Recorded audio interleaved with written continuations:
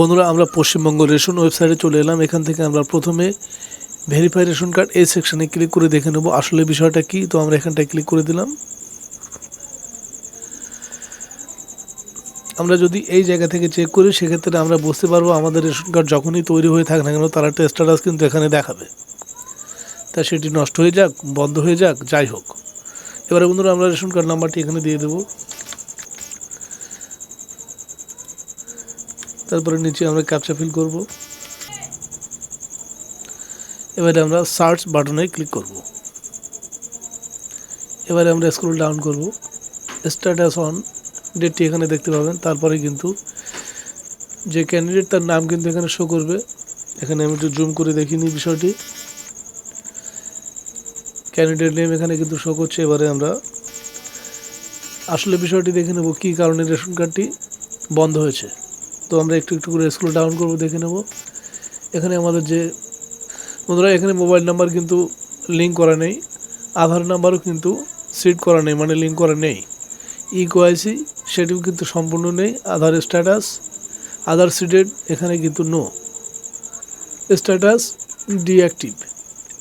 তো বন্ধুরা টোটাল বিষয়টি বুঝে নিলাম। আমরা কার্ডটা কিন্তু একেবারেই ডেড হয়ে গেছে। আমরা চাইলে এখান থেকে ডু ইকেওয়াইসি এই সেকশনে আমরা ক্লিক করতে পারি। তারপরে এখানে আমরা এই রেশন কার্ডের যে ক্যাটাগরি রয়েছে সেই ক্যাটাগরিটি সিলেক্ট করে নেব। তারপরে পুনরায় আমরা নাম্বারটি এখানে এন্টার করব। তারপরে আমরা সার্চ বাটনে ক্লিক করব। এবারে বন্ধুরা এখানে কিন্তু নো ডেটা ফাউন্ড দেখাচ্ছে। এখান থেকে আমরা ওকে বাটনে ক্লিক করে দেবো। তারপরে পুনরায় নিচে আমরা link Aadhaar with deactivate newly approved card এই সেকশানে ক্লিক করে দেব। এখানে ক্লিক করার পরে পুনরায় আমরা এখানে রেশন ডিটেলস আবার এন্টার করব। এখানে আমরা রেশন নাম্বার বসিয়ে দেব।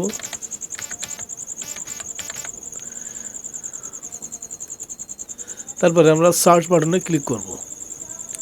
তো বন্ধুরা যারা কন্টিনিউয়াসলি আমাদের ভিডিওগুলি দেখছেন তাদেরকে অসংখ্য ধন্যবাদ। যারা এখনও পর্যন্ত আমাদের চ্যানেলটিকে সাবস্ক্রাইব করেননি তাদেরকে অনুরোধ করব আমাদের চ্যানেলটিকে সাবস্ক্রাইব করার জন্য এবং পাশে থাকা বেল নোটিফিকেশান অন করে দেবেন সমস্ত ভিডিও নোটিফিকেশান পাওয়ার জন্য।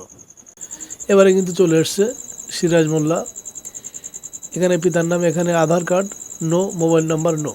তো এখান থেকে আমাদের লিঙ্ক আধার আর মোবাইল নাম্বার এই সেকশানে ক্লিক করতে হবে। যদি আমরা আলাদাভাবে শুধু ফোন নাম্বার লিঙ্ক করতে চাই সেক্ষেত্রে আমরা এই সেকশানে টিক করব, তবে সেটা আধার সিড হওয়ার, আধার লিঙ্ক হওয়ার পরে।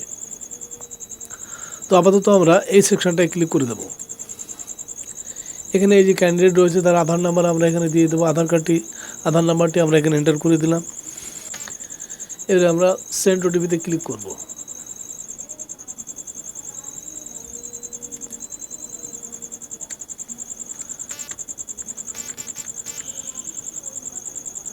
এখানে এই নাম্বারে কিন্তু ওটিপি সেন্ড হয়ে গেছে।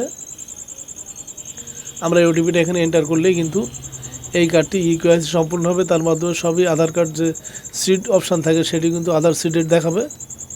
এভাবে করে এই ডিঅ্যাক্টিভ রেশন কার্ডটি কিন্তু সম্পূর্ণভাবে অ্যাক্টিভ হয়ে যাবে।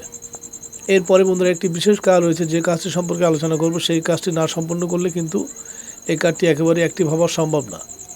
তো আমরা আমাদের রেশন কার্ড সেকশানে চলে যাব। তো বন্ধুরা এটি কিন্তু সিরাজ মোল্লার রেশন কার্ড। এখান থেকে আমরা এই সিরাজ মোল্লার আধার কার্ডে চলে যাব। এটি সিরাজ মোল্লার আধার কার্ড। এর নাম্বার ও কিউআর কোড হাইড করে রাখা হয়েছে সিকিউরিটির কারণে।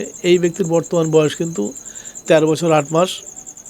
বর্তমানে এই বাচ্চাটির বায়োমেট্রিক কিন্তু পুরোপুরিভাবে ক্যান্সেল হয়ে গেছে। এর নতুন করে বায়োমেট্রিক করাতে হবে। তারপরে রেশনের সঙ্গে ইকেওয়াইসি করতে হবে। ইকেওয়াইসি সম্পন্ন হলে তবেই কিন্তু এর রেশন কার্ড সম্পূর্ণভাবে আবার অ্যাক্টিভ হয়ে যাবে। বন্ধুরা পুরো বিষয়টি আপনার সামনে আলোচনা করা হলো। এরপরেও যদি বুঝতে কোনো রকম সমস্যা হয় আমাকে কমেন্ট করতে পারেন, আমি সঙ্গে সঙ্গে তার উত্তর দেওয়ার চেষ্টা করব।